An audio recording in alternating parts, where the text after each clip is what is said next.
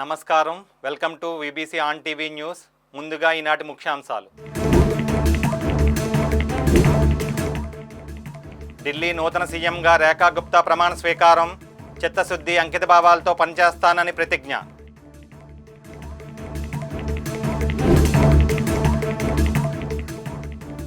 వైద్యుల అలసత్వాన్ని ఉపేక్షించబోమన్న మంత్రి సుభాష్. సేవాభావంతో పనిచేయాలని వైద్యులకు హితవు.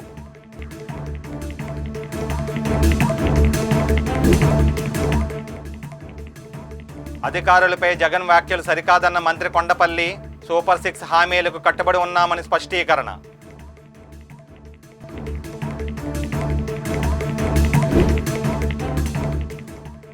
విజయనగరంలో వాహనాల మారు సైలెన్సర్ల ధ్వంసం. సైలెన్సర్లు మారిస్తే చర్యలు తప్పవని ఎస్పీ హెచ్చరిక. దేశ రాజధాని ఢిల్లీ ముఖ్యమంత్రిగా బీజేపీ తొలిసారి ఎమ్మెల్యే రేఖా గుప్తా ప్రమాణ స్వీకారం చేశారు. Delhi lieutenant governor V K Saxena ఆమె చేత ప్రమాణ స్వీకారం చేయించారు. 6 కేబినెట్ మంత్రులు పర్వేజ్ సాహిబ్ సింగ్, ఆశిష్ సూద్, మంజీందర్ సింగ్ సిర్సా, రవీందర్ ఇంద్రరాజ్ సింగ్, కపిల్ మిశ్రా, పంకజ్ కుమార్ సింగ్లు కూడా కార్యక్రమంలో భాగంగా ప్రమాణ స్వీకారం చేశారు. मैं रेखा गुप्ता ईश्वर की शपथ लेती हूं कि मैं विधि द्वारा स्थापित भारत के संविधान के प्रति सच्ची श्रद्धा और निष्ठा रखूंगी। मैं भारत की प्रभुता और अखंडता अक्षुण्ण रखूंगी। मैं मुख्यमंत्री के रूप में अपने कर्तव्यों का श्रद्धापूर्वक और शुद्ध अंतःकरण से निर्वहन करूंगी तथा मैं भय या पक्षपात, अनुराग या द्वेष के बिना सभी प्रकार के लोगों के प्रति संविधान और विधि के अनुसार न्याय करूंगी। मैं रेखा गुप्ता ईश्वर की शपथ लेती हूं कि जो विषय मुख्यमंत्री के रूप में मेरे विचार के लिए लाया जाएगा अथवा मुझे ज्ञात होगा उसे किसी व्यक्ति या व्यक्तियों को तब के सिवाय जबकि ऐसे मुख्यमंत्री के रूप में अपने कर्तव्यों के सम्यक निर्वहन के लिए ऐसा करना अपेक्षित हो मैं प्रत्यक्ष या अप्रत्यक्ष रूप से संसूचित या प्रकट नहीं करूंगी। ఢిల్లీలో జరిగిన బీజేపీ శాసనసభాపక్ష సమావేశంలో ఆమె బీజేపీ శాసనసభాపక్ష నేతగా ఎన్నికయ్యారు. అనంతరం ఆమె రాజ్నివాస్లో లెఫ్టినెంట్ గవర్నర్ వికే సక్సేనాను కలుసుకుని కొత్త ప్రభుత్వాన్ని ఏర్పాటు చేయడానికి అనుమతి కోరారు. సుష్మా స్వరాజ్, షీలా దీక్షిత్, అతిషి తర్వాత 4వ మహిళా ముఖ్యమంత్రిగాను, అలాగే ఢిల్లీకి 2వ మహిళా బీజేపీ ముఖ్యమంత్రిగాను రేఖా గుప్తా నిలిచారు.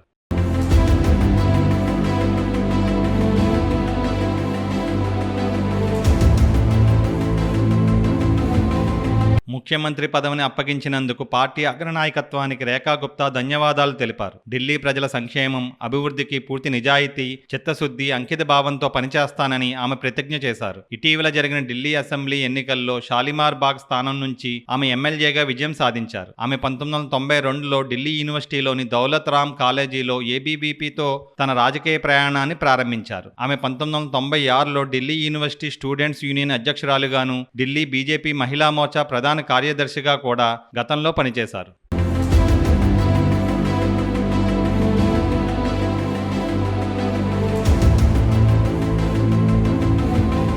కాగా ఈ ప్రమాణ స్వీకార కార్యక్రమానికి ప్రధాని మోదీ, హోంమంత్రి అమిత్ షా, రక్షణ మంత్రి రాజ్నాథ్ సింగ్ సహా పలువురు కేంద్ర మంత్రులు, CM Chandrababu, deputy CM Pawan Kalyan, BJP, Janasena, Telugu Desam party నేతలు పెద్ద సంఖ్యలో పాల్గొన్నారు.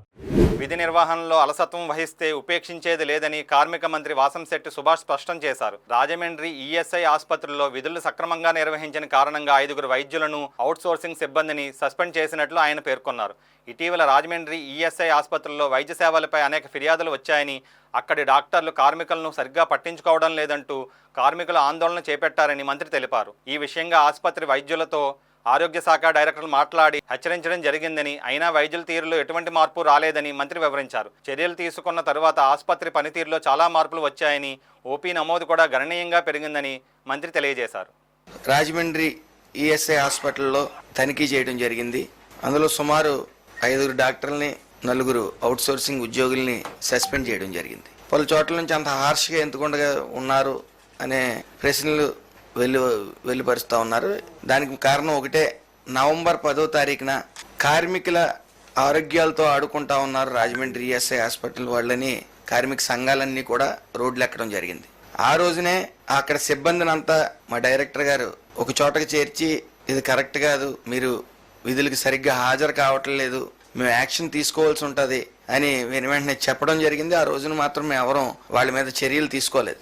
కంటిన్యూస్గా సుమారు 3 సార్లు మళ్ళీ వాళ్ళని వాన్ చేయడం కూడా జరిగింది. ఎలా ఉందంటే వ్యవస్థ, మేము అక్కడికి వెళ్ళేలోగానే మేము వస్తున్నామన్న ఇంటిమేషన్ వాళ్ళకి అంది. మరి వెంటనే హాస్పిటల్ నుంచే కొన్ని ఫోన్లు వెళ్ళటం, మేము వెళ్ళేసరికి అక్కడికి హాజరవటం జరుగుతూ ఉంది. ఇది వెంటనే ఈ విషయాన్ని అశ్రద్ధ వహిస్తున్నారని మేము అక్కడికి వచ్చి ఓపీని బట్టి ఒక అవగాహనకు వచ్చి, నేను ఒక్కడనే వెళ్ళాలని సామాన్యుడి కింద అక్కడికి వెళ్ళటం, వెళ్ళిన వెంటనే అక్కడ పేషెంట్ని పట్టించుకోకుండా సుమారు ఓ బ్లడ్ టెస్ట్కి 5 hours పట్టడం టైం.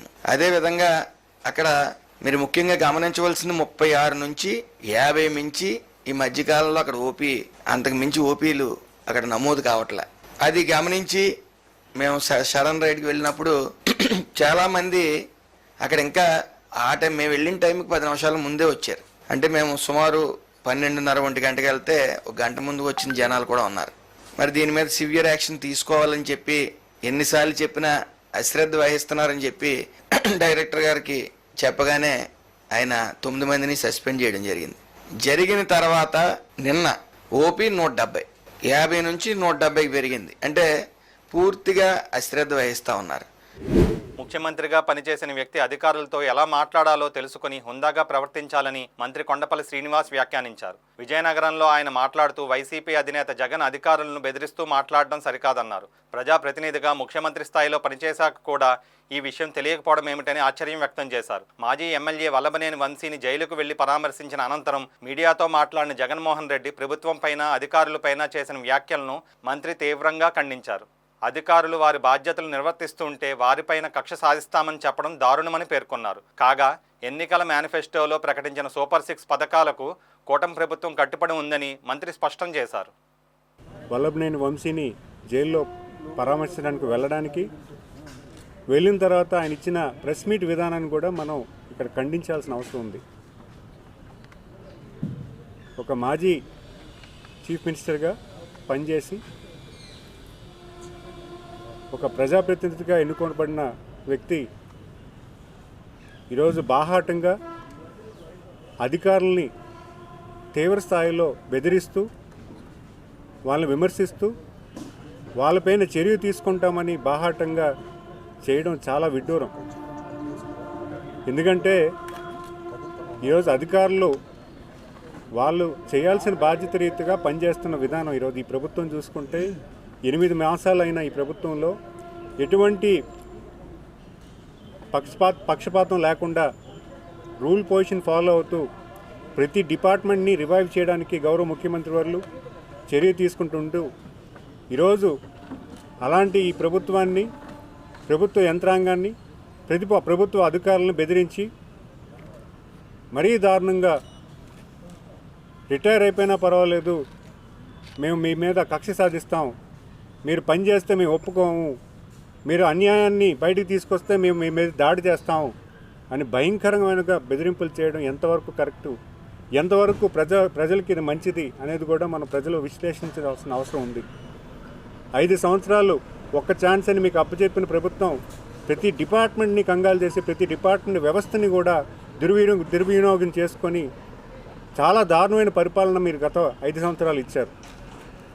ఈరోజు ఒక దళితుడు ఆయన మీద సాక్షి సంతం కింద ఈరోజు గత 5 ఏళ్ళలో గన్నవరం పార్టీ ఆఫీస్ని ధ్వంసం చేసినప్పుడు ఈరోజు కంప్లైంట్ ఇవ్వడానికి ఒక దళితుడు రెడీ అయిపోయి వస్తుంటే ఆయన కిడ్నాప్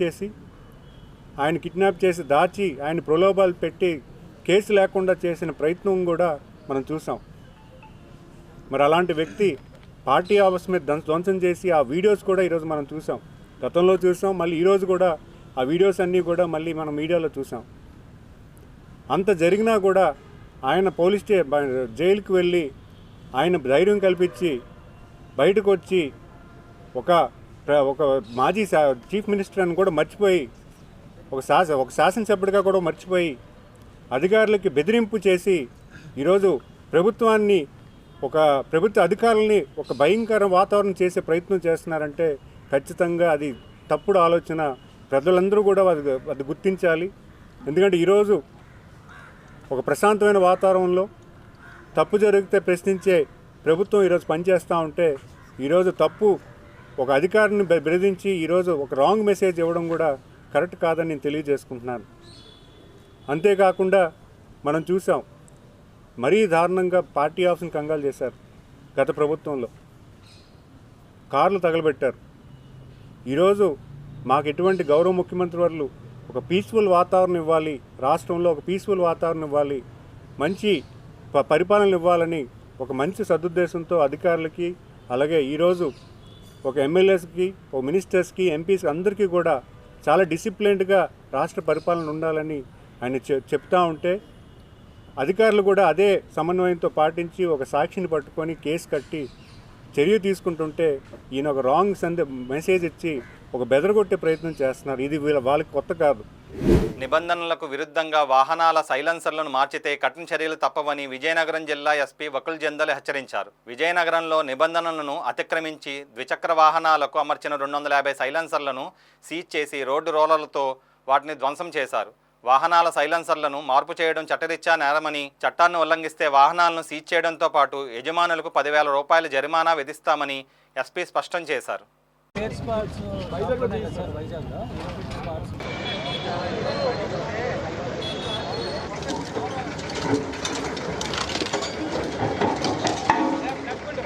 సో ఈ మధ్యకాలంలో చాలామంది యూత్, చాలామంది యంగ్ పీపుల్ ఈ 2 వీలర్స్ మీద తిరుగుతున్నప్పుడు సైలెన్సర్స్ మోడిఫై చేసి సైలెన్సర్స్ తీసేసి ఎక్కువ శబ్దం వచ్చేటట్టు, ఎక్కువ నాయిస్ వచ్చేటట్టు, దగ్ దగ్ దగ్ దగ్ అని నాయిస్ వచ్చేటట్టు చాలామంది మోటార్ సైకిల్ను మోడిఫై చేసి తిరుగుతున్నారు. అది చట్టరీత్యా నేరము. చట్టరీత్యా దాని మీద బండి సీజ్ చేయవచ్చు, దాని మీద ఫైన్ వేయవచ్చు. సో ఇట్లాంటివి అరౌండ్ 250 మోటార్ సైకిల్స్ను సీజ్ చేసి దానికి సంబంధించి ఈ సైలెన్సర్స్ తీసి సీజ్ చేయడం జరిగింది. సో మీ మాధ్యమం ద్వారా అందరికీ హెచ్చరిస్తున్నాము, ఇట్లాంటి ఎక్కువ నాయిస్ వచ్చేటట్టు మోడిఫై చేస్తే చాలామంది చిన్న పిల్లలకి, ముసలి వాళ్ళకి, సిక్ పీపుల్కి అందరికీ చాలా ఇబ్బంది కలుగుతూ ఉంది. మనం ఎప్పుడైతే రోడ్డు మీద వస్తే మిగతా వాళ్ళకు మనం చేసే పనుల వల్ల ఇబ్బంది కలగకూడదు. వేరే వాళ్ళు చేస్తే మనకి ఇబ్బంది కలిగితే ఎలా ఉంటుందో అది మనం ఆలోచించాలి. సో మనం ఎప్పుడైతే రోడ్డు మీద వస్తున్నామో మనం అన్ని ట్రాఫిక్ రూల్స్ పాటించాలి, జాగ్రత్తగా డ్రైవింగ్ చేసుకోవాలి, మన దగ్గర డ్రైవింగ్ లైసెన్స్ ఖచ్చితంగా ఉండాలి, సీట్ బెల్ట్ వేసుకోవాలి, హై స్పీడ్ మీద నడవకూడదు, ట్రిపుల్ రైడింగ్ చేయకూడదు. సో అన్ని ట్రాఫిక్ రూల్స్ మనం పాటిస్తే మనం సేఫ్గా ఉంటాము. మనతో పాటు ఇంకా వేరే అతను ఎవరైతే రోడ్డు మీద ఉంటున్నాడో, ఎవరైతే రోడ్డు మీద వెళ్తున్నారో వాళ్ళు కూడా సేఫ్గా ఉంటారు. విద్యార్థి దశ నుంచి విద్యార్థులు క్రీడల్లో రాణించాలని, మంచి ప్రతిభతో దేశంతో పాటు కన్న తల్లిదండ్రులకు మంచి పేరు తీసుకురావాలని పాడేరు ఎమ్మెల్యే మత్సరాస విశ్వేశ్వరరాజు అన్నారు. పాడేరులోని Sri Gautami high school sports meet కార్యక్రమంలో ఆయన ముఖ్య అతిథిగా పాల్గొన్నారు. జాతీయ పతాకం ఎగరవేసి స్పోర్ట్స్ మీట్ను ప్రారంభించారు. ఈ సందర్భంగా ఎమ్మెల్యే మత్సరాస మాట్లాడుతూ విద్యార్థులంతా తమకు నచ్చిన క్రీడల్లో ఉత్సాహంగా పాల్గొని ప్రతిభ కనపరచాలన్నారు. విద్యార్థులను అన్ని రంగాల్లో ప్రోత్సహించడం అభినందనీయమని పేర్కొంటూ ఇటువంటి కార్యక్రమాలు తరచూ నిర్వహించాలని పాఠశాల యాజమాన్యానికి సూచించారు. విద్యతో పాటు మానసిక ఉల్లాసాన్ని కలిగించే క్రీడలను కూడా ప్రోత్సహించాలని ఎమ్మెల్యే అన్నారు. ఈరోజు అల్లూరి సీతారామరాజు జిల్లా పాడేరులో ఉన్నటువంటి శ్రీ గౌతమి హై స్కూల్లో ఈరోజు 3 రోజుల పాటు ఆటల పోటీలు ఘనంగా ప్రారంభమయ్యాయి. ఇక్కడ చదువుతున్నటువంటి విద్యార్థులకు విద్యతో పాటు మానసిక ఉల్లాసానికి క్రీడలు కూడా ఎంతో ముఖ్యంగా అని చెప్పేసి ఈరోజు భావిస్తూ ఇక్కడ పాఠశాల యాజమాన్యం ఈరోజు ఈ క్రీడల పోటీలు ఈ 3 రోజుల పాటు చేయడం చాలా సంతోషం. దానికి ఈరోజు ఘనంగా స్వాగతం పలికారు. అలాగే ఇక్కడ క్రీడల పోటీలకు ఈరోజు ప్రారంభించడం జరిగింది. అలాగే విద్యార్థులందరికీ కూడా శుభాకాంక్షలు తెలియజేస్తూ థ్యాంక్ యూ. వైద్య ఆరోగ్య శాఖ మంత్రి సత్యకుమార్ యాదవ్ వైసీపీ అధినేత జగన్ పై ధ్వజమెత్తారు. జగన్ రెడ్డి వ్యవహార శైలి 100 ఎలుకలు తిన్న పిల్లి ప్రాయశ్చిత్తం కోసం కాశీయాత్రకు వెళ్లినట్టుందంటూ ఎక్స్ వేదికగా చురకలంటించారు. ప్రభుత్వం మందుల సరఫరాదారులకు 1000 కోట్లకు పైగా బకాయిలు పెట్టి వెళ్ళిపోతే కూటమి ప్రభుత్వం చెల్లించిందన్న విషయం తెలీదా అంటూ నిలదీశారు. బకాయిలు పెట్టి మందుల సరఫరాను ఆపి పేదల ఆరోగ్యంతో ఆడుకుంటున్నది వైకాపా ప్రభుత్వం కాదా అని సూటిగా ప్రశ్నించారు. గత ప్రభుత్వ నేతలు కమిషన్లకు పరిమితమైతే అప్పులు చెల్లించి పరిస్థితుల్ని చక్కదిద్ది ఇవాళ సక్రమంగా మందుల్ని సరఫరా చేసి పేదల్ని కూటమి ప్రభుత్వం ఆదుకుంటోందని మంత్రి వివరించారు. అసత్య ప్రచారాలు మాని ప్రజలు అలాంటి తీర్పు ఎందుకు ఇచ్చారో ఆత్మవిమర్శ చేసుకోండని హితవు పలికారు. అన్నప్రాసన రోజే ఆవకాయ కావాలంటే ఎలా ఉంటుందో జగన్ తీరు కూడా అలానే ఉందని రావులపాలెం ఎమ్మెల్యే బండారు సత్యానందరావు ఎద్దేవా చేశారు. అంబేద్కర్ కోనసీమ జిల్లా తెలుగుదేశం పార్టీ కార్యాలయంలో నిర్వహించిన మీడియా సమావేశంలో ఆయన మాట్లాడుతూ సింగనీయ సంస్థ ద్వారా నిరుద్యోగ యువతకు 20 లక్షల ఉద్యోగాలు కల్పించడానికి ప్రయత్నాలు చేస్తున్నామన్నారు. జగన్ ఇప్పుడు దళితులను హింసించిన వారిని అరెస్ట్ చేస్తే జైలు యాత్ర అని పిలుపునివ్వడం విడ్డూరంగా ఉందన్నారు. పట్టభద్రుల ఎన్నికల్లో కూటమి అభ్యర్థి పేరాబత్తుల రాజశేఖర్ ను గెలిపించాలని కోరారు. నడుస్తూ ఉంటే జగన్మోహన్ రెడ్డి గారి వైఖరి మరొక రకంగా ఉంది. 5 ఏళ్ల పాలనలో ఆయన మన ఇచ్చిన తీర్పును కూడా దృష్టిలో పెట్టుకుని వ్యవహరించకుండా ఆయన ఏమాత్రం నేను మారలేదని మళ్ళీ నిరూపించుకుంటా ఉన్నాడు. నేరస్తులు కొమ్ము కాస్తా ఉన్నాడు.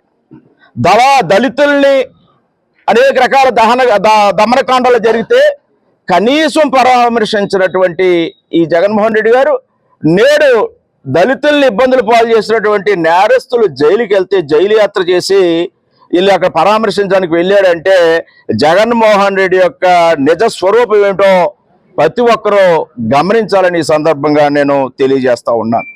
ఈనాడు రాష్ట్రంలో చీకటి రోజులు పోయాయి, వెలుగులు వస్తూ ఉన్నాయి. ఈ వెలుగులు వెరజిమ్మాలి, అందరికీ అందాలి అంటే మరింత ప్రజానికం విద్యాపరమైన మేధావులు కానీ విద్యావంతులు కానీ వారి యొక్క సహాయ సహకారాలు అందివ్వాలి.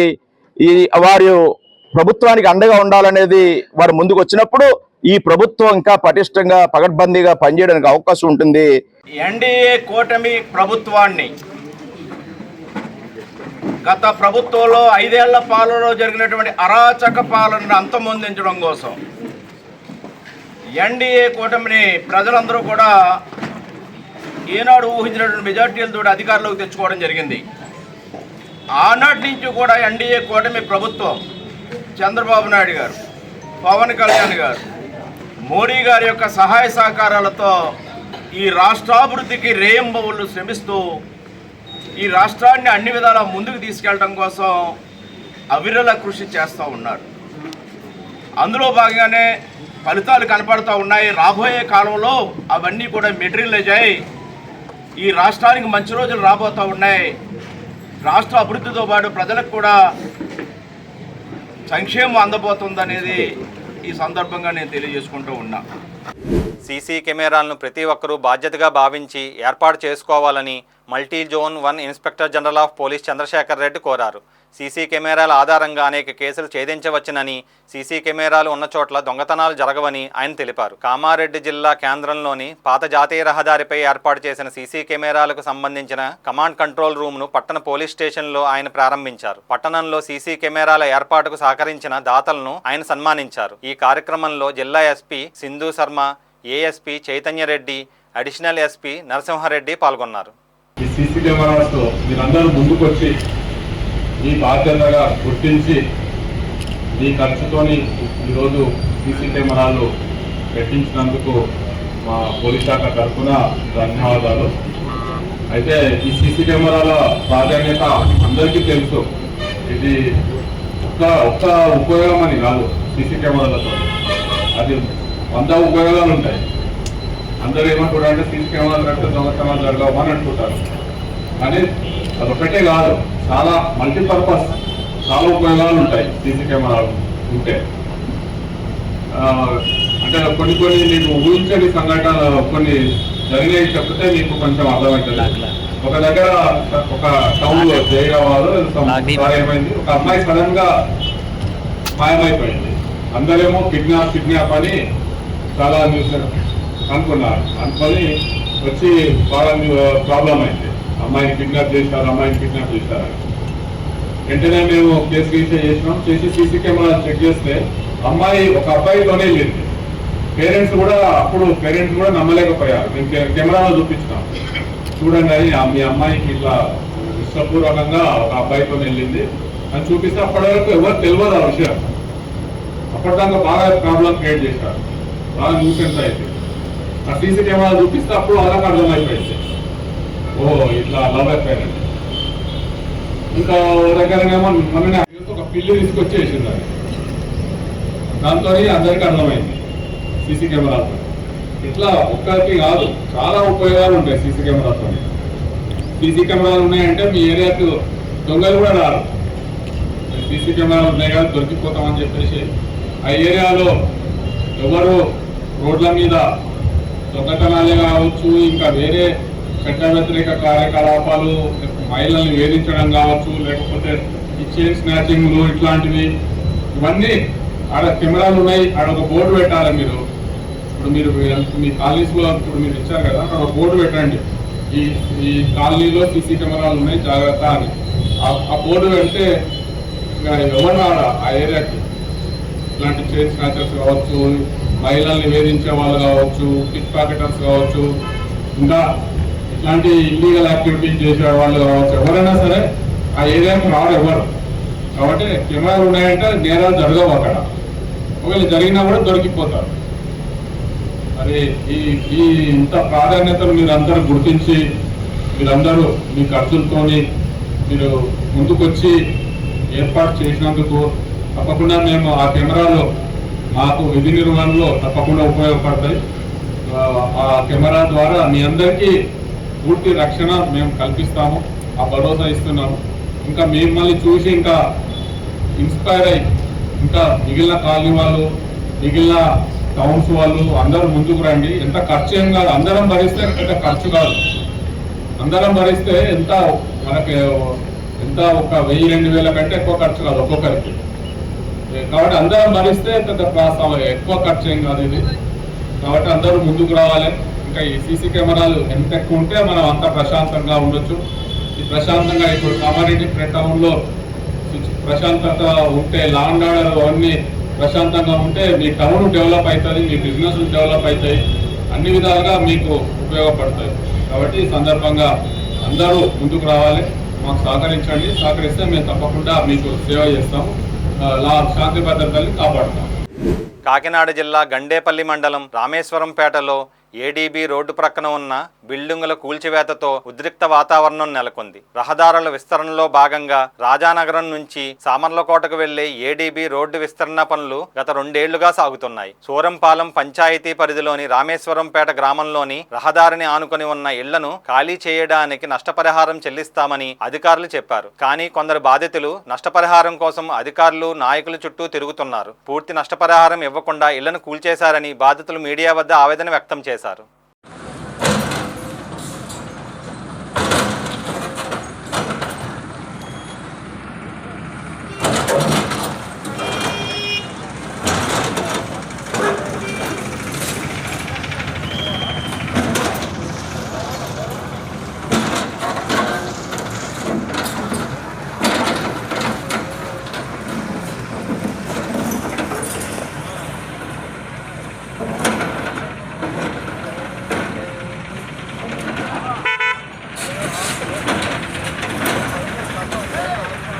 అంటే సామాన్లన్నీ గంటలో తీసేసుకుంటా ఉంటాడా?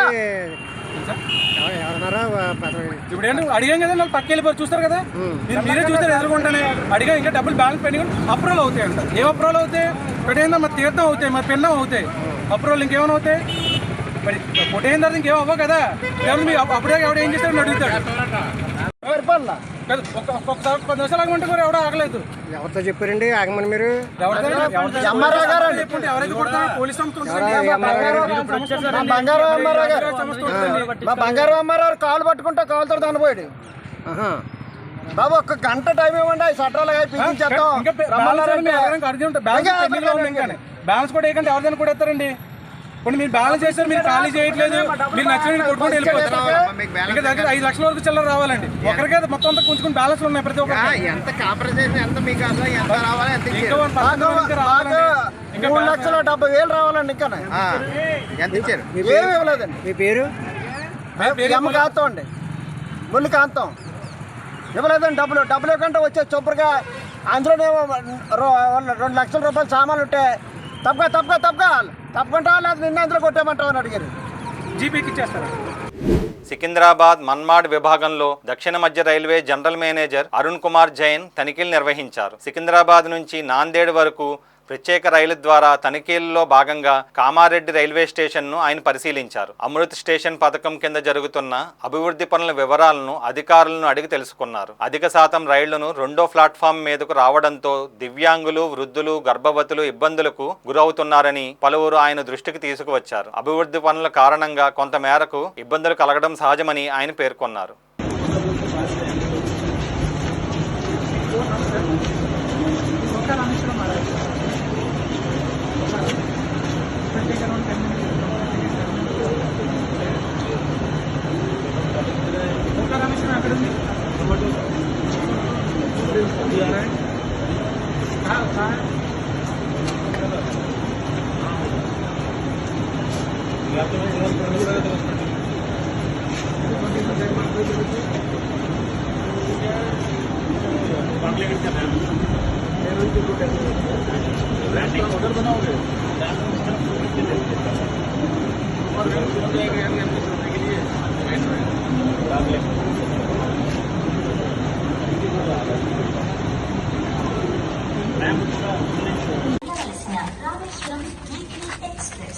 ప్రజా సంక్షేమంపై కేంద్ర బడ్జెట్ అనేక కోతలు విధించిందని వామపక్షాలు విశాఖలో ఆందోళన వ్యక్తం చేశాయి. జీవీఎంసీ గాంధీ విగ్రహం వద్ద సిపిఎం, సిపిఐ రాష్ట్ర నాయకులు కేంద్ర బడ్జెట్పై అసహనం వ్యక్తం చేశారు. కార్పొరేటర్లకు మేలు చేసేదిగా ఉంది తప్పితే పేద సామాన్య వర్గాలకు బడ్జెట్ వల్ల ఒరిగేదేమీ లేదని సిపిఎం రాష్ట్ర కార్యదర్శి వి శ్రీనివాసరావు, సిపిఐ రాష్ట్ర సహాయ కార్యదర్శి జేవి సత్యనారాయణమూర్తి మండిపడ్డారు.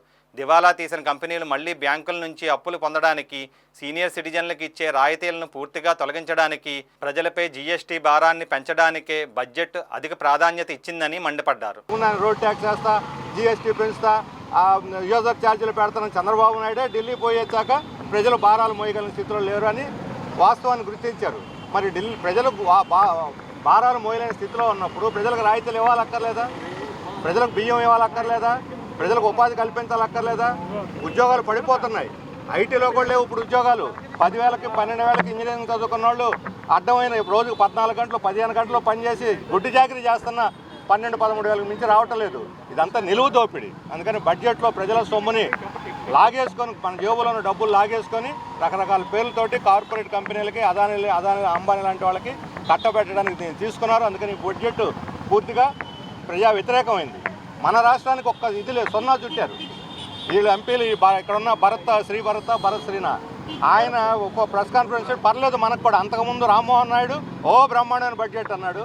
ఈ భరత్ గారు వచ్చి పర్లేదు ఈ బడ్జెట్ మన రాష్ట్రానికి అన్నాడు. మరి బ్రహ్మాండంగా ఉందా? పర్వాలేదా? ఒక 15 వారం రోజుల్లోనే అంతా మారిపోతుందా? ఈ రాష్ట్రానికి ఇప్పుడు విశాఖ ఉక్కు ఫ్యాక్టరీకి 11,000 ప్యాకేజీ ఇచ్చామంటున్నారు. కానీ దీనికి మైనింగ్ కేటాయించలేదు. దీనికి జీతభత్యాలు ఇవ్వడానికి నిధులు లేవు. జీతభత్యాలు ఇవ్వకుండా కార్మికులు ఎలా పనిచేస్తారు? అంటే కార్మికులు నోళ్లు కొట్టి రేపు పొద్దున మీరు పని చేయకనే మూతపడిందని అప్పనంగా దీన్ని ప్రైవేట్ పరం చేయడానికి ఒక పెద్ద కుట్ర సాగుతున్నది. ప్యాకేజీ పేరుతోటి కడప ఉక్కు ఫ్యాక్టరీని పెట్టలేదు, ఇక్కడ రైల్వే జోన్కి నిధులు ఇవ్వలేదు, ఏమి ఇవ్వకుండా రాష్ట్రానికి దోచిపెట్టామని చెప్పడం అనేది చాలా దుర్మార్గం. ఇది తప్పుడు ప్రచారం. దీన్ని విశ్వసించరు ప్రజలు. నిర్మలమ్మ గారు ప్రవేశపెట్టినటువంటి కేంద్ర బడ్జెట్ మీద ఈరోజు బీజేపీ దేశవ్యాప్తంగా ఇది బ్రహ్మాండమైనటువంటి బడ్జెట్ అని చెప్పని ప్రచారం చేసుకోవడానికి ప్రయత్నం చేస్తూ ఉన్నారు. నిర్మలమ్మ వచ్చిన తర్వాత ప్రజల మీద భారాలు పెరిగాయి. జిఎస్టీ భారం పెద్ద ఎత్తున పెరిగింది ప్రజల మీద. దాంతోపాటు కార్పొరేట్లకు ఇస్తున్నటువంటి రాయితీలు పెరుగుతూ ఉన్నాయి. ఈరోజు రైల్వే బడ్జెట్ ప్రత్యేకంగా ఉన్నదాన్ని రద్దు చేసింది ఈ బీజేపీ ప్రభుత్వం. కోవిడ్ నేపథ్యంలో సీనియర్ సిటిజన్స్కి ఇచ్చినటువంటి రాయితీలన్నింటినీ ఎత్తేసారు. టికెట్ ధరలు పెంచారు. కనీసం సీనియర్ సిటిజన్స్కి ఇచ్చే రాయితీల్ని పునరుద్ధరించడానికి 5 సంవత్సరాలు అయినా కూడా వాళ్ళకి చేతులు రావట్లేదు. అలాగే ఉపాధి హామీ పథకాలకు ఇచ్చేటటువంటి నిధులను కూడా తగ్గిస్తూ ఈరోజు కార్పొరేట్లకి రాయితీలు పెంచడమే కాదు, కార్పొరేట్లకు అనుకూలమైనటువంటి పద్ధతుల్లో వాళ్ళు బ్యాంకుల నుంచి అప్పులు చేసి కంపెనీలు మూసివేసి దివాళా తీసిందని చెప్పని ప్రకటన చేస్తే వాళ్ళు 10,000 కోట్ల అప్పు చేసి 200 కోట్లు 300 కోట్లతోనో దాన్ని పరిష్కరించుకొని మళ్ళీ తిరిగి కొత్తగా బ్యాంకుల నుంచి అప్పులు పొందేటటువంటి పద్ధతుల్లో వాళ్ళు క్లీన్ చిట్ ఇచ్చేటటువంటి పద్ధతుల్లో ఈరోజు ఈ ప్రభుత్వం వ్యవహరిస్తుంది. దానికి అనుగుణంగానే ఈ 25-26 సంవత్సరాలకి సంబంధించి ప్రవేశపెట్టినటువంటి బడ్జెట్ ఉంది. ఈ బడ్జెట్ ఏమాత్రం ఏదో చాలా పెద్ద ఎత్తున పత్రికలన్నీ ఊదరగొట్టాయి, ఎవరికి ఎటువంటి ఊరట లభించలేదు. ఈరోజు కార్పొరేట్లకి ఊరట లభించినటువంటి నేపథ్యంలో వామపక్షాలు దేశవ్యాప్తంగా ప్రత్యేకించి మన రాష్ట్రంలో ఈ బడ్జెట్ని వ్యతిరేకిస్తూ ఈ ఆందోళన చేస్తున్నాం. ఆందోళన భాగంగా ఈరోజు విశాఖపట్నంలో ఈ ధర్నా నిర్వహించడం అన్నది జరిగింది. ఈ వార్తలు ఇంతటితో సమాప్తం. మరిన్ని విశేషాలతో మళ్ళీ కలుద్దాం.